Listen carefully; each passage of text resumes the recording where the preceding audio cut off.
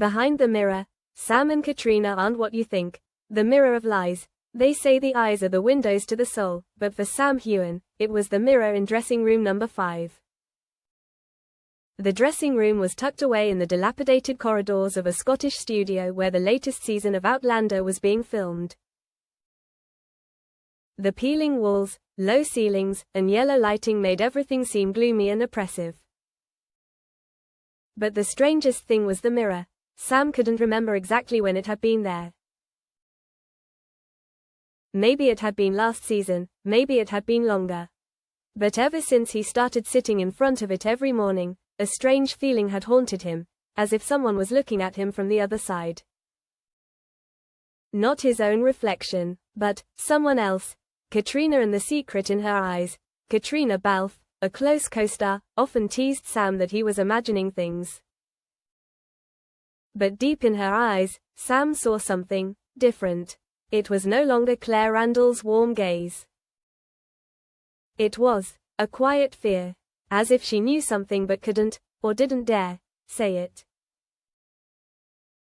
One afternoon, during a break, Sam walked into the makeup room and found Caitriona standing in front of the mirror. She wasn't wearing any makeup, she wasn't saying anything, she was just standing there, staring. "Cat," Sam said, but she didn't turn around. "Why isn't this mirror reflecting the light properly?" Caitriona whispered. Her voice echoed, as if it wasn't coming from her throat, but from somewhere further away. The doppelganger. Late one night, Sam stayed on set to practice his lines. As he walked down the hall, he caught a glimpse of the light from makeup room number 5. But when he opened the door, there was no one there. There was only the mirror, glowing unnaturally. He walked over, looked in, and froze. The person in the mirror wasn't him, not quite. The same face, the same eyes. But the expression was cold, malicious, and smirking. "Sam," a voice said from behind him. It was Caitriona. She stood there, eyes wide, mouth moving wordlessly as she looked into the mirror. They both saw the same image in the mirror, two people who looked exactly like them, but completely different. Eyes as dark as a pit. A smile that seemed to know all the secrets they kept, truth from the past. Caitriona tells Sam a secret about an ancient curse in the film industry, that mirrors used on film sets can open portals to another world, where shadow versions of the actors themselves exist. They're called the reflecteds, Caitriona says. And once they know your real name, they can cross over. Sam smiles faintly. "It's just a legend. Don't you see, we're becoming different? I dream about doing terrible things. And when I wake up, it's like I really did it." Sam is silent. Because he is, too. Sleepless night. That night, Sam turns on the camera, places it in front of the mirror, and leaves the room. When he watches the tape, his heart stops. After he leaves, a figure appears in the mirror. First, he, or someone like him, steps out of the mirror. Then came Caitriona, but different. They were ruthless, cold, like a pair of assassins.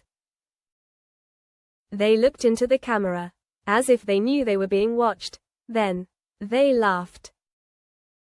Can't trust anyone. The next morning, the crew gathered to film the love scene between Jamie and Claire. But Sam and Caitriona both seemed strangely cold. They both acted like machines. No emotion, no natural interaction. The director had to stop the scene 3 times. Finally, he frowned and walked over to Sam. "Are you okay?" Sam nodded, but his eyes were blank. Caitriona was no better. When the makeup artist came to fix her hair, she tugged at his hand, a flash of anger in her eyes, which she quickly hid with a forced smile. Someone on the set whispered, "It's like they're not themselves anymore." The confrontation plan. Sam and Caitriona, the real version, secretly met at Kat's house on the outskirts of Edinburgh. The cozy little house had become a fortress for two people who were losing control of themselves. "I think we should go back to the mirror. Face them," Caitriona said, her eyes red from lack of sleep. "And if they get stronger? If they've been around too long?" Sam hesitated. "Then we have to try. They're taking over our lives. If we keep quiet, there'll come a time when no one can tell what's real and what's a reflection." Sam nodded. They made a plan. Tomorrow, they'd go back to the set, alone, to face the doppelgangers. The broken mirror, the boundary opens. Midnight. Dressing room 5. The door swung open, the wind rustling the curtains.